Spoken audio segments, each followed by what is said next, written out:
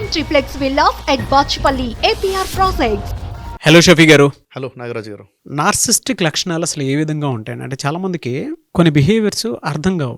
వీళ్ళు ఎందుకు ఇలా ఉన్నారు, అసలు మనం ఏది చెప్పినా కూడా వాళ్ళు చెప్పిందే మనం వినాల్సి వస్తుంది తప్ప మనం చెప్తే వినటానికి తీసుకోవడానికి కూడా రెడీగా లేరు. అసలు ఏంటిది వీళ్ళు ఇలా ఉన్నారని చెప్పేసి ప్రతి ఒక్కరికి ఒక డౌట్ వస్తూ ఉంటుంది. అవును. అర్థం గారు కొంతమంది కొన్ని క్యారెక్టరిస్టిక్స్. అసలు వీళ్ళు ఎలా ఉంటారు? నార్సిస్టిక్ క్యారెక్టరిస్టిక్స్లోకి వచ్చేటువంటి అవకాశం ఉంటుందా?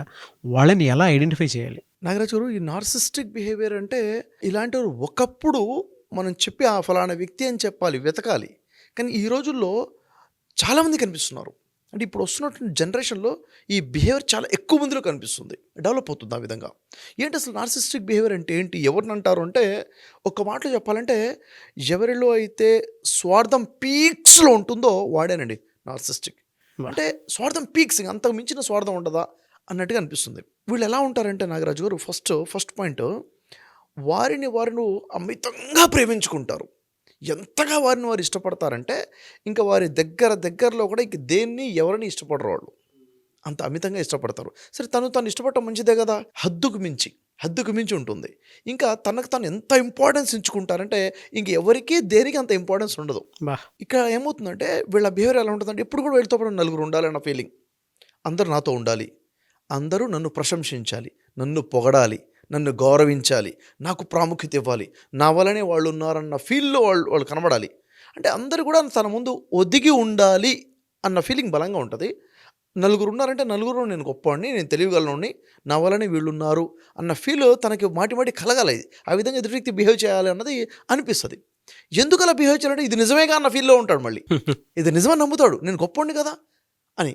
అయితే ఎలా ఉంటుందంటే తన ఎమోషన్స్కి చాలా ప్రయారిటీ ఇస్తాడు. తన బాధకి చాలా వాల్యూ ఉంటుంది, తన కోపానికి చాలా వాల్యూ ఉంటుంది, తన ప్రతి ఎమోషన్కి వాల్యూ ఎక్కువ ఉంటుంది. ఎదుటి వ్యక్తికి ఎమోషన్స్ ఉన్నాయన్న విషయాన్ని కూడా నమ్మడు. ఎదుటి వ్యక్తి ఏదైనా విషయంలో బాధపడి ఏడుస్తుంటే ఆ బాధను బాధగా చూడడం, ఆ ఏడుపుని ఏడుపుగా చూడడం, నాకు హ్యాపీ అవుతుంది కదా ఈ విషయంలో, మీరు కూడా హ్యాపీగా ఫీల్ అవ్వాలి. మీకు బాధ ఎట్లా అవుతుంది, హ్యాపీనెస్ కదా ఇది. అంటే తన ఎమోషన్సే ఎదుటి వ్యక్తి కూడా క్యారీ ఫార్వర్డ్ చేయాలి అన్నట్టుగా ఉండాలి. అంటే తనకే ప్రాముఖ్యత, ఇంకెవరికి ఉండదు. అది భార్యతో అలాగనే ఉంటాడు, తల్లిదండ్రులతో కూడా అలాగే ఉంటాడు, ఫ్రెండ్స్తో కూడా అలాగే ఉంటాడు. నాకు హ్యాపీనెస్ ఈ విషయంలో ఉందంటే నువ్వు కూడా హ్యాపీగా ఫీల్ అవ్వాల్సిందే. అంటే ఎదుటి వ్యక్తి ఎంపతి అన్నది జీరో అయిపోతుంది. ఎంపతి అంటే ఎదుటి వ్యక్తిని అర్థం చేసుకోవడం అన్నది ఉండదన్నమాట. ఇది ఓ పీక్స్లో వెళ్ళిపోయి ఉంటుంది. ఇది నెమ్మదిగా అంచలంచలుగా పెరుగుతూ పిచ్చి పీక్స్ ఎక్కిందంటారే, ఆ స్థాయికి వెళ్ళిపోయిన అవకాశాలు చాలా ఘోరంగా ఉంటాయి. ఇలాంటి సిచ్యువేషన్ మనం చూస్తుంటాం. ఇప్పుడు ఈ రీసెంట్గా మనం ఇప్పుడు భార్గవ్ ఇన్సిడెంట్ వింటున్నాం. భార్గవ్ ఇన్సిడెంట్ ఎందుకు అంతగా వెళ్ళిపోయింది అంటే ఈ బిహేవియర్ తనలో ఉంది, డిజార్డర్ తనలో ఉంది, డిజార్డర్ బిహేవియర్ ఉంది. నేను అనుకుందే కరెక్ట్, నాకు కావాల్సిందే నాకు కావాలి, మీ ఫీలింగ్స్ నా దగ్గర వాల్యూ లేదు, నాకు ఇది కావాలంటే ఇది కావాల్సిందే. ఎందుకంటే మీకు ఈ గుర్తింపు వచ్చింది నా వల్లనేగా, మీకుంది మొత్తం నా వల్లనే కదా, నేనే నా వల్ల అంటే ఏదైనా నా వల్లనే జరుగుతుంది అన్న ఫీలింగ్ కల్పిస్తారనమాట. వీళ్ళలో ఏముంటుందంటే నాగరాజు గారు, నిజంగా చెప్పాలంటే వీళ్ళలో కాన్ఫిడెన్స్ చాలా లోలో ఉంటుంది. ఎంత లోలో ఉంటుందంటే నువ్వు ఇది చేసింది తప్పు అని ఎవరన్నా అంటే తట్టుకోలేరు, కోపం వచ్చేస్తే. ఇప్పుడు నేనున్నాను, మీరు ఏదైనా చెప్పారు నాకు, షఫీ గారు ఇలా కాకుండా ఇలా చేస్తే బాగుండేదంటే ఆలోచిస్తాను, అర్థమైతే కరెక్షన్ చేసుకుంటాను. కానీ కాన్ఫిడెన్స్ లోలో ఉండి లో సెల్ఫ్ ఎస్టీమ్ ఉన్నవాడు ఏం చేస్తాడంటే నీలో తప్పు ఉందని చెప్తే వాడు యాక్సెప్ట్ చేయడు, అసలు కోపం వస్తుంది, అసహనం మొదలైపోతుంది. పొరపాటును మీరు నన్ను ఎక్కడైనా తప్పు పడితే నాలో ఆ బిహేవియర్ ఉంటే రివెంజ్ తీసుకుంటాను, నన్ను ఇంత మాట అంటావా, ఇంకొకసారి నా ముందు ఎవరు మాట్లాడకుండా ఉండాలి అన్నట్టుగా ఉంటుంది అనమాట. అంటే నేను సుపీరియర్ లెవెల్లో ఫీలింగ్ ఉంటుంది కంప్లీట్గా. సో ఇప్పుడు ఇది ఎలా భార్గవ విషయంలో ఎలా సార్ అసలు ఇది అంటే చూడండి, ఫర్ ఎగ్జాంపుల్ చూడండి, ఇప్పుడు ఈ ఇన్సిడెంటే జరిగింది. 14 సంవత్సరాల అమ్మాయి ఉంది, వీళ్ళిద్దరి మధ్యన ఒక అండర్స్టాండింగ్ ఉందో, ప్రేమ ఉందో, ఏదో ఉంది, జరిగింది.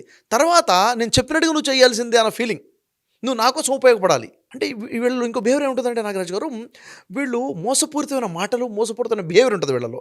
ఎదుటి వ్యక్తిని మోసం చేయడం కోసం ఏమేమి మాట్లాడాలి మాట్లాడేస్తారు, ఎలా బిహేవ్ చేయాలి బిహేవ్ చేస్తారు, ఎదుటి వ్యక్తిని నమ్మిస్తారు. ఎందుకు నమ్మించాలి, వాళ్ళు నాకు ఉపయోగపడాలి, నాకు తగ్గట్టుగా ఉండాలి, నాకు రెస్పెక్ట్ ఇవ్వాలి, నాకు గౌరవించాలి. ఎదుటి వ్యక్తి ప్రశ్నించారనుకోండి, నువ్వేం చేసుకుంటావు చేసుకోపో అంటే ఎదుటి వ్యక్తిని కాళ్ళ కింద రాసి పడేస్తారనమాట. ఈ విధంగా వాళ్ళ బిహేవియర్ ఉంటుంది.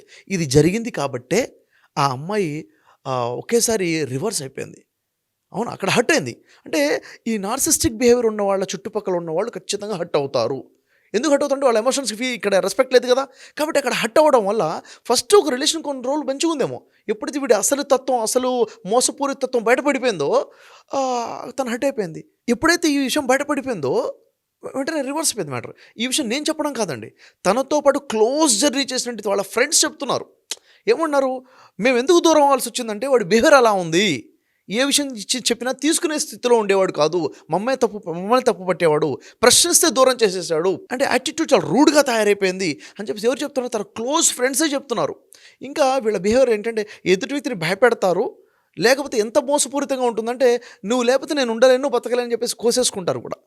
నిజంగా కోసుకోవడం కూడా ఒక యాక్టింగే, ఒక బిహేవియరే ఎదుటి వ్యక్తిని లొంగ తీసుకోవడం కోసం. ఇదే ఈ భార్య విషయంలో జరిగిందని ఫ్రెండ్స్ చెప్పారు. ఇన్సానిటీ అన్న ఈ విధంగా ఉంటుంది. ఎదుటి వ్యక్తి ఏం అరే నా కోసం నువ్వు కోసేసుకుంటున్నావు అంటే సరెండర్ అయిపోతాం కదా అక్కడ. ఈ విధంగా బ్లాక్మెయిల్ చేయడం కూడా ఇలాంటి వాళ్ళ బిహేవియర్ అనమాట. సో ఇలాంటిది ఈరోజు చాలా ఎక్కువ మందిలో పెరిగిపోతుంది. అంటే నాకు కావాల్సింది, నీకు ఎంత బాధైనా నాకు అవసరం లేదని చెప్పేసి పేరెంట్స్తో బిహేవ్ చేసేవాళ్ళు ఉన్నారు, ఫ్రెండ్స్తో బిహేవ్ చేసేవారు ఉన్నారు, వైఫ్తో లేక హస్బెండ్తో బిహేవ్ చేసేవారు ఉన్నారు. కంప్లీట్గా నిజంగా చెప్పడం నిజంగా ఈ సాడిజం అని చెప్తాను. ఇది ఈ డిజార్డర్ అనేది ఒక సాడిజం. అయితే నాగరాజు గారు, ఇలాంటి వాళ్ళతో ఏదైనా ఒక విషయంలో నువ్వు నాకు మోసం చేశావు, నువ్వు ఇక్కడ తప్పు మాట్లాడావు అని ఎవరైనా వీళ్ళతో వాదిస్తే వీళ్ళ రియాక్షన్ ఎలా ఉంటుందంటే, అసలు తప్పు నీదే, అసలు మోసం నువ్వే చేశావు అని ఎంతగా మాట్లాడతాడంటే ఎదుటి వ్యక్తికే డౌట్ వచ్చేస్తుంది, నిజంగా నేనే తప్పు చేశానా అన్నట్లుగా మాట్లాడతారు వీళ్ళు. అంటే కంప్లీట్గా వీళ్ళు టెక్నికల్గా స్ట్రాంగ్గా ఉంటారు, స్కిల్ఫుల్గా స్ట్రాంగ్గా ఉంటారు, శాడిజానికి కావాల్సినటువంటి ఆ పీక్స్లో ఉండి ఎదుటి వ్యక్తిని తప్పుగా ప్రూవ్ చేసే ప్రయత్నం చేస్తారు. అసలు ఈ బిహేవియర్ ఎందుకు వస్తుంది?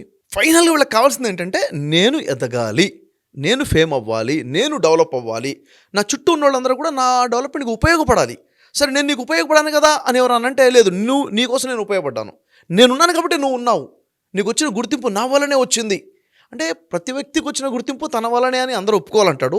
ఫైనల్గా తనకు కావాల్సిన ఇంటెన్షన్ అనేది నేను డెవలప్ అవ్వాలి అని తప్ప అందరినీ తొక్కేసుకుంటూ వెళ్ళిపోతాడు. అవసరమైతే ఎవరినైనా మధ్యంతరంగా వదిలేస్తాడు కూడా, ఎవరిని ఎలాగైనా వాడుకోవడానికి సిద్ధపడిపోతారు. ఇది వీళ్ళ బిహేవియర్ అనమాట. అంటే అందుకే చెప్పాను, స్వార్థం ఎలా ఉంటుందంటే పీక్స్లో ఉంటుంది. అంటే పక్కవాడికి అవసరమైతే సమాధి కట్టానా అక్కడ పునాది వేసుకోవాలి అన్న ఆలోచనలో ఈ భావన వెళ్ళదుంటుంది అనమాట. అదొక మానసిక వ్యాధి అది. నిజంగా చెప్పండి, చాలామందికి తను తప్పు చేస్తున్న విషయం తనకు అర్థం కాదు. మనకు అర్థం ఇప్పుడేముంది, ఇలాంటి క్యారెక్టర్ ఉంటాడు, అది చాలా పెద్ద తప్పుగా అనిపిస్తుంది. అది తప్పు అనే విషయం తనకు అర్థం కాదు. ఇది అసలు విషయం. అంటే ఆ మోడ్లో వచ్చేసి ఉంటాడు, ఆ ట్రాన్స్లో ఉంటాడు వాడు.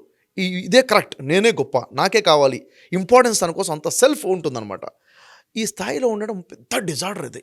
ఈ డిజార్డర్ ఎందుకు వస్తుందో, అసలు ఏ రీజన్ వల్ల వస్తుంది, అసలు ఇలా ఎందుకు తయారవుతారు సార్ అంటే రీజన్స్ మల్టిపుల్గా ఉన్నాయి. ఒకేసారి పర్సనాలిటీ ఈ విధంగా తయారు కాదు. తన చైల్డ్హుడ్లో పేరెంట్స్ కానీ ఇంకెవరైనా కానీ అమితంగా వాళ్ళని ప్రశంసించడం జరిగిందనుకోండి, అంటే పొగట్టం, ఎంతంటే హద్దుకు మించి వాడిని పొగట్టం మొదలుపెట్టడం వల్ల కూడా ఈ డిజార్డర్కి ఒక సీడ్ పడుతుంది. హద్దుకు మించి పొగడకూడదు. ఇంకోటి ఏంటంటే హద్దుకు మించి విమర్శిస్తూ ఉంటారు కొంతమంది, క్రిటిసైజ్ చేస్తుంటారే. ఈ క్రిటిసిజం ఓవర్గా జరిగినా కానీ ఈ బిహేవియర్ స్టార్ట్ అవుతుంది. అంటే ఏది కూడా అతి మంచిది కాదు, పొగడడం మంచిది కాదు, విమర్శించడం కూడా మంచిది కాదు. పేరెంటింగ్ విషయంలో జాగ్రత్తగా చూడాల్సింది ఏంటంటే, పిల్లల్ని మీరు ఎలా చూస్తున్నారు, ఏ విషయంలో అప్రిషియేట్ చేయాలో అప్రిషియేటే చేయండి, అతిగా పొగడబాకండి. విమర్శించడం తప్పును చెప్పండి, కానీ క్రిటిసిజం ఓవర్గా చేయబాకండి. ఎందుకంటే ఇలాంటి పర్సనాలిటీ డెవలప్ అయ్యే అవకాశం ఉంటుంది. ఇంకోటి ఏంటంటే నాగరాజు గారు, ఈ బిహేవియర్ ఎవరెవరు ఉంటుందని రెండు రకాలుగా చెప్పొచ్చు. ఒకటి ఏంటంటే, ఒక వ్యక్తికి ఓవర్ కాన్ఫిడెన్స్ ఉంటుంది, అర్ధాంతరంగా ఏదో పెద్ద హోదా అధికారం ఏదో వచ్చి ఉంటుంది. ఆ టైంలో ఇలాంటి బిహేవియర్ చూపిస్తుంటారు. అంటే నేను చాలా గొప్ప అన్న ఫీలింగ్ క్రియేట్ అయిపోతుంది, ఆ ట్రాన్స్లోకి వచ్చేస్తాడు. ఒకటి. రెండోది ఏంటంటే, చాలామంది లోపల కొన్ని లోపాలు ఉండి ఆ లోపాలు వాళ్ళు గ్రహిస్తారు. ఆ లోపాలు బయటపడకుండా ఉండడానికి ఈ విధంగా నటిస్తుంటారు. ఎదురు వ్యక్తిని టార్చర్ చేసేసి దానికి రివర్స్గా డిఫెన్స్లో బిహేవ్ చేస్తుంటారు అనమాట. ఈ రెండు రకాల కూడా బిహేవియర్ ఉంటుంది. ఇలాంటి బిహేవియర్ ఒక వ్యక్తిలో ఉంది అంటే తన చుట్టూ ఉన్న వాళ్ళందరూ కూడా టార్చర్ ఏది, భార్యకైనా, తల్లిదండ్రులకైనా, తమ్ముడికైనా, అక్కకైనా, హస్బెండ్కైనా, ఎవరికైనా కూడా పెద్ద టార్చర్.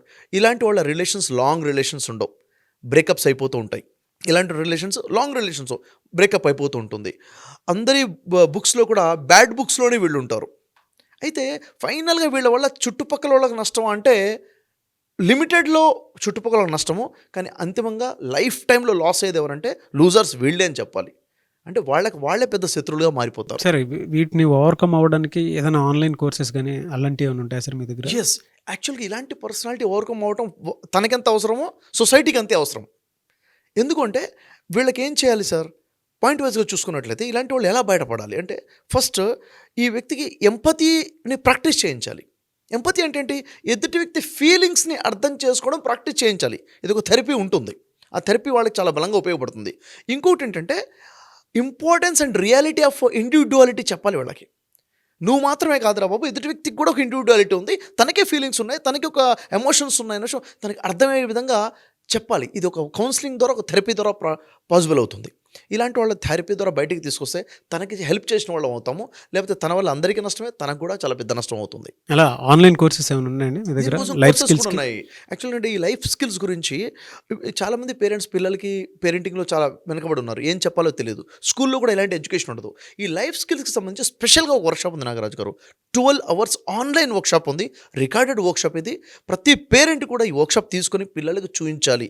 దీనికోసం ఏంటంటే ఎనీ టైం వాళ్ళు ఎన్రోల్ చేసుకోవచ్చు, చూసుకొని పేరెంట్స్ చూడాలి, పిల్లలు కూడా చూడాలి. అప్పుడు లైఫ్లో ఎలా ఉండాలి, ఎలా ఉండకూడదు, ఈ బిహేవియర్ లేకుండా ఒక వ్యక్తి తను ఎలా కాపాడుకోవాలి, గుడ్ హ్యాబిట్స్ ఎలా తెచ్చుకోవాలి, ఇవన్నీ పాయింట్స్ మీద చాలా అద్భుతమైన 12 hours ఆన్లైన్ వర్క్షాప్ ఉంది. ఇది చాలా యూజ్ అవుతుంది. ఆన్లైన్ ఉంటుంది. Yes. ఓకే, ఇలా మిమ్మల్ని అప్రోచ్ అవ్వచ్చు సార్. అదే అంటే ప్రతి పేరెంట్ పిల్లలకు కావాల్సినటువంటి లైఫ్ స్కిల్స్ నేర్పించడం కోసం ఎలాగో సంక్రాంతిలో అయినా సరే పిల్లలు ఇంట్లోనే ఉంటారు.